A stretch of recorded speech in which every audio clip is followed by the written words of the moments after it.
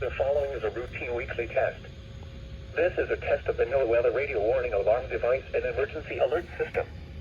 During potentially dangerous weather situations and civil emergencies, specially equipped receivers are automatically activated to warn of the impending danger.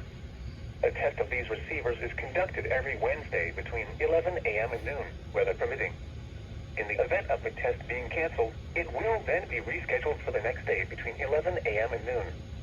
This is NOAA Weather Radio Station KIG79 operating 24 hours a day on a frequency of 162.450 megahertz, with transmitting facilities in Hickman County. This broadcast originates from the National Weather Service Office located near Nashville. This service is provided in part by the Metropolitan Nashville Office of Emergency Management.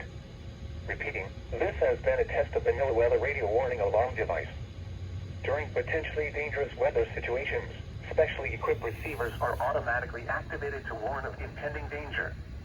The alarm will be activated for severe weather watches and warnings, or civil emergencies, affecting the Middle Tennessee counties of Hickman and Lewis. This concludes the test of the NOAA weather radio warning alarm device and emergency alert system. We now return you to regular programming.